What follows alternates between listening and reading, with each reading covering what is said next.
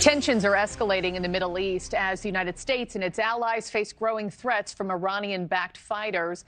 A cluster of Houthi-launched missiles targeted two American container ships on Wednesday. They were carrying cargo for the Department of Defense. U.S. forces successfully shot down two missiles, and a third landed in the Red Sea without damaging either ship.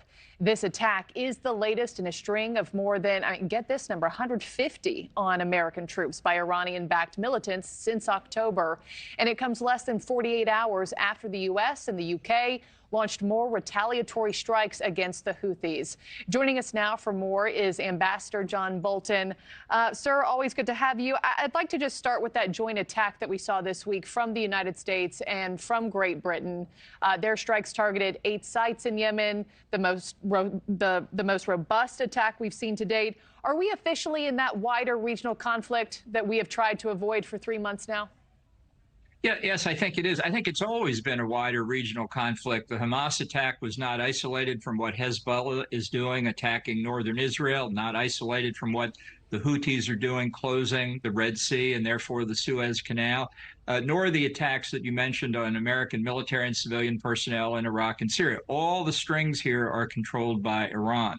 So I think the U.S.-UK strikes against the Houthis are the right thing to do. But I think clearly, because after now 6 or 7 of these strikes, and I'm sure we've done a lot of damage, the attacks on shipping in the Red Sea continue. The problem here is that we're attacking the proxies and we're not attacking the source. The source is Iran. Yes. They're feeling no pain here. They're feeling no pain here.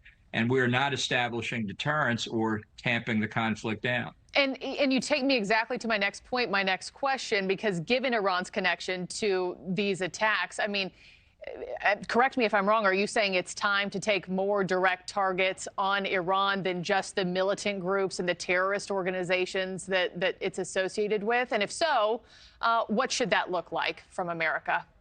Well, I think it is time to do that. I think the Iranian leadership views the Houthis and these others more or less as expendable. So we can inflict considerable damage on them. It won't change Iran's plans or objectives. Now, the kind of response to Iran itself that I'm talking about here, I'm not talking about regime-threatening activities. I'm not talking about putting U.S. boots on the ground. But, for example, there are Iranian naval vessels in the Red Sea helping the Houthis target commercial ships and U.S. Navy vessels. Mm-hmm. Those Iranian ships can go to the bottom of the Red Sea. There are extensive air defense facilities on Iranian territory bordering on the Gulf. They can be destroyed. There are military facilities in Iran that over many, many years have been used to assist the Shia militia groups in Iraq and Syria that have been targeting Americans. Those facilities can be taken out. These are clear signals to Iran that we do not accept that our personnel, our American personnel, will be left vulnerable to the attacks of their proxies. Take us back, sir, in recent history. How do these attacks that we're watching right now play out in the Middle East compared to other Mideast conflicts in your recent memory? United States involvement in Iraq and Afghanistan. How do you compare and contrast here? Well, I think this is a very different circumstance, but I think we have to understand what the objectives of our adversary are and what Iran seeks in its end state. Maybe not in this particular conflict, but it seeks hegemony within the region against its traditional adversaries, the Arab Gulf states and others, and it seeks dominance within Islam. So this is part of 20 or 30 years of conduct by the Iranian government since the revolution in Iran in 1979, and we're seeing it play out here. We're just not playing on the same chess field as the Iranians. The White House does not acknowledge the connectedness of all these conflicts, and therefore we do not have an adequate strategy to deal with it.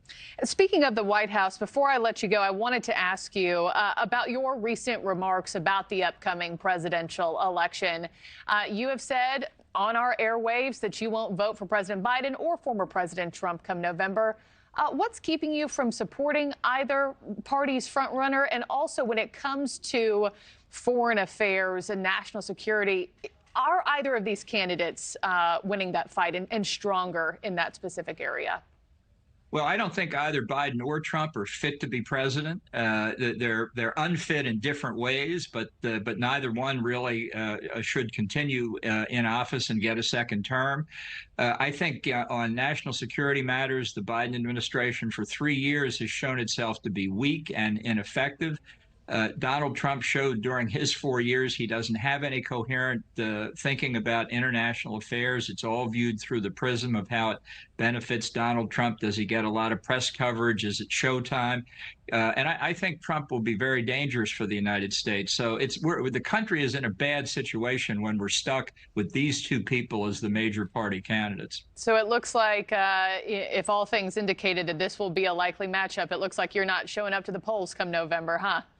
No, I'm in Maryland. I can write in a name. I did that in 2020. I'll write in the name of a conservative Republican because there's none of them on the ballot. All right. We hear you loud and clear. Ambassador John Bolton, always a privilege and a pleasure to have you on, sir. Thank you.